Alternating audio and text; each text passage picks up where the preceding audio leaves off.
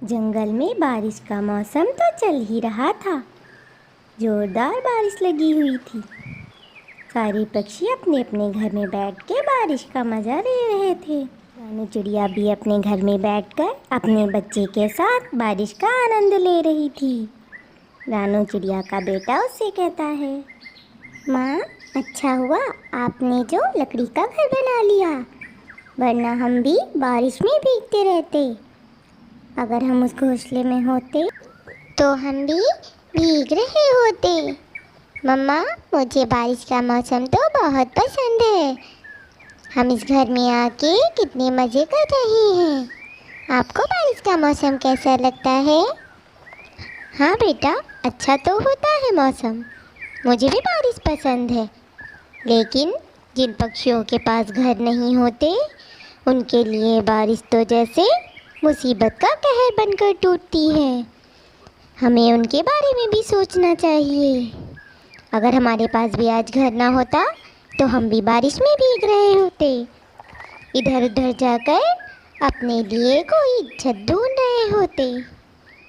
मम्मा, आप ठीक कह रही हैं। मेरा दोस्त तो टिंकू था, पता नहीं वो अब किस हाल में होगा। उसके पास तो कोई घर भी नहीं था।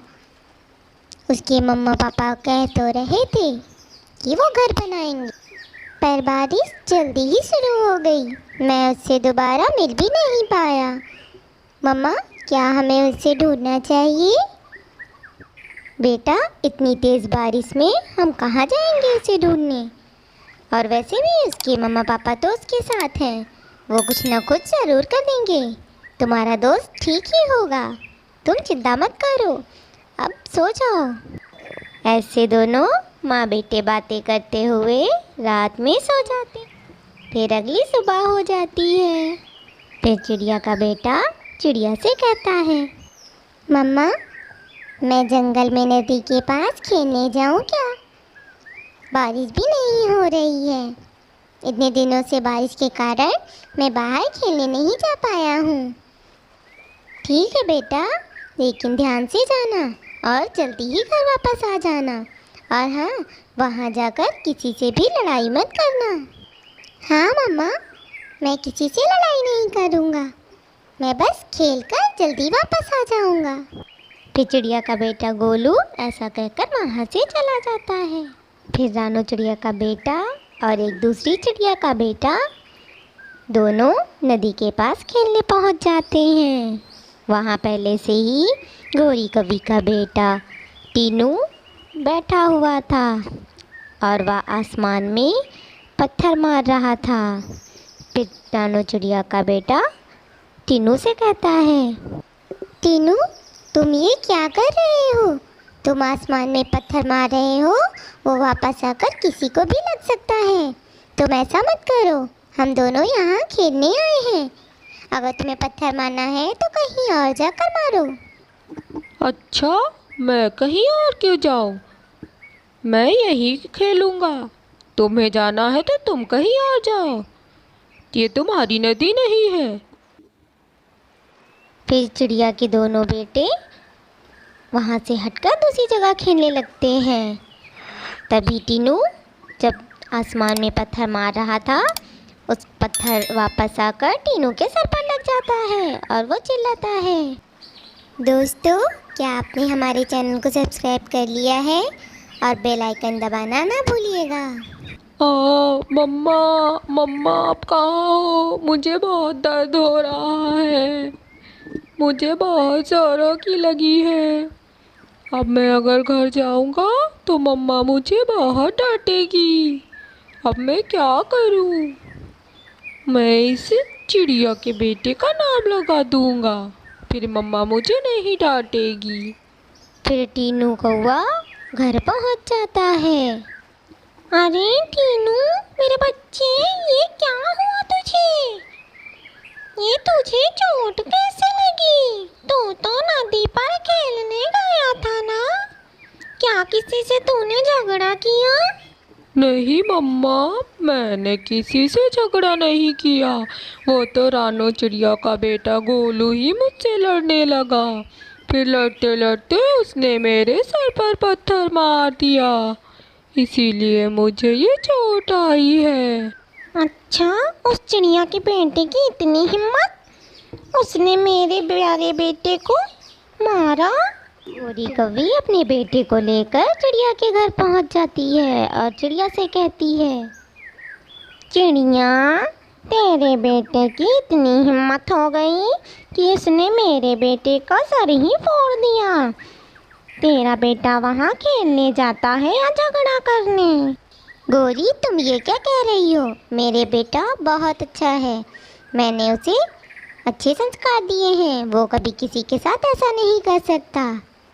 अच्छा, वो तो मुझे पता ही है, तभी मेरे बेटे का सर फोड़ दिया। मेरा बेटा झूठ नहीं बोलता, वो बता रहा था कि उसे पत्थर मारा है तुम्हारे बेटे ने।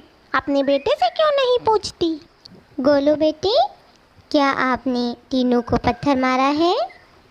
मम्मा, ये टीनू झूठ बोल रहा है।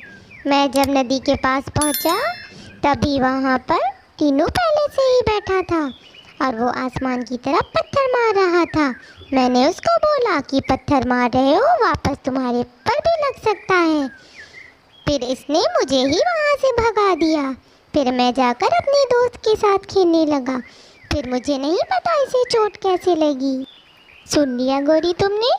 अब तुम यहाँ से चली जाओ। मेरा बेटा कभी झूठ नहीं बोलता और तुम्हारे बेटे के बारे में तो पूरा जंगल ही जानता है। हाँ, मैं तुम्हें बाद में देख लूँगी, अभी तो मैं जा रही हूँ। मेरा बेटा भी झूठ नहीं बोलता है, जंगल वाले तो कुछ भी कहते हैं। फिर गोरी कौवी गुस्से में वहाँ से निकलती है और अपने घर पहुँच जाती है। बेटा, तू चिंता मत कर, मैं इस चिड़िया का कुछ न कुछ तो ज़रूर कर। फिर रात में गोरी कौवी चिड़िया के घर के पास जाती है और चिड़िया के घर में मसाल से पूरा घर जला देती है। जलते हुए घर को देखकर चिड़िया जल्दी से बाहर आती है। मम्मा, ये हमारा घर किसने जला दिया? अभी तक तो एकदम ठीक था। पता नहीं बेटा, अभी तक तो सब ठीक था, मैं तो बस सोई ही थी। पता नहीं ये सब कैसे हुआ। अच्छा हुआ कि हम बाहर निकल आए समय रहते हुए, वरना तो हम जिंदा ही नहीं बचते। फिर चिड़िया और उसका बेटा रात भर वहीं बैठे रहते हैं। फिर सुबह ही बारिश शुरू हो जाती है। अरे, ये तो ज़ोरदार बारिश शुरू हो गई। हमारे पास तो कोई घर भी नहीं है और लकड़ियाँ तो बहुत दूर मिलती हैं। फिर चिड़िया सोच में पड़ जाती है। उसे अपने बेटे की बहुत चिंता थी कि अगर बारिश में भीग गया तो वो बीमार पड़ जाएगा।